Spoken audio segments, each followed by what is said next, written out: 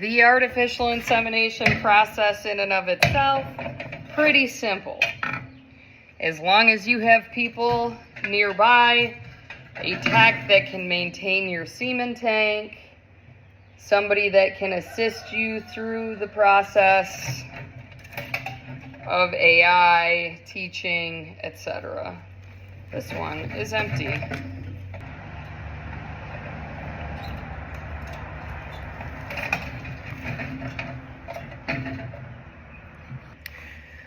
Liquid nitrogen tank has to be filled. Depending on the size of the tank will dictate how often it needs to be filled. My tech usually comes every couple of months and tops it off to make sure that it is filled and will not run dry. If it runs dry, every single straw that you have in storage in this tank is toast. You can't save it.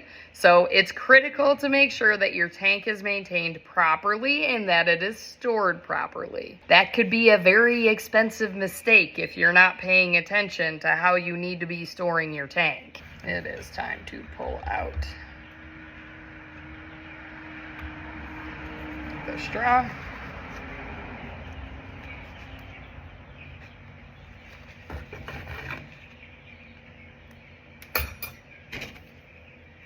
Sheath. Because it's like 100 degrees out, I'm not feeling the need to pre-warm this. But in colder weather, you would pre-warm it with your body temperature to ensure that you're not damaging the little swimmers. I always make sure I put that little styrofoam plug back in the top because the last thing I need is a nice little surprise realizing I forgot to do that.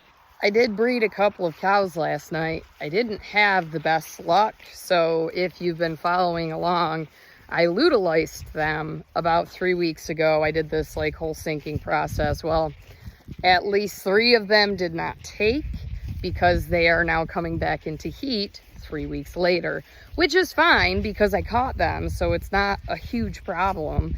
And I have the straws in my tank. I would rather have them bred AI versus my cleanup bulls. My cleanup bulls are basically bulls that I retained from last year's calf crop and kept intact with the intent to sell them as breeding animals. They just can double as my cleanup bulls because I exclusively do AI. The cow that I must service is my arch nemesis. She was the one leading the charge away from the barn when I was trying to catch them last night.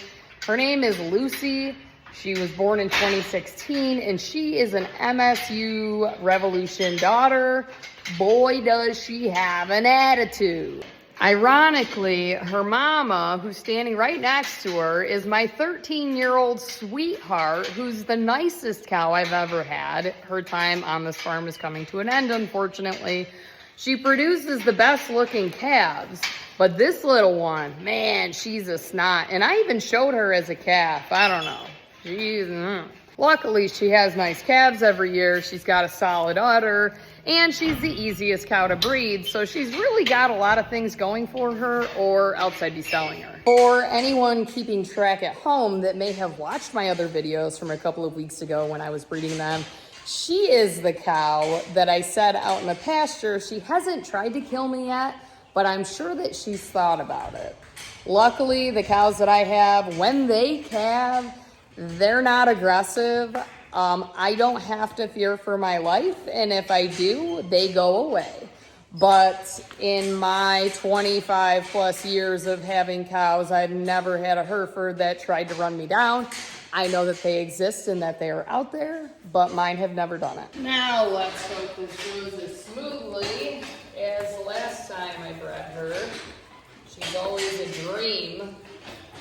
Not gonna lie, I wish every cow was like this cow. She is a little obese though. It's taking a little longer than I'd like to admit to get her bred back.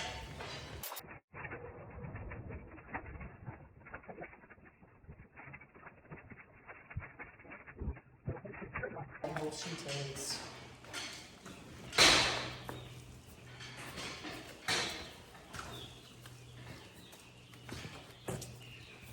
And that's that. pulled the sheath off of the gun, and let's see here if I can clean this off.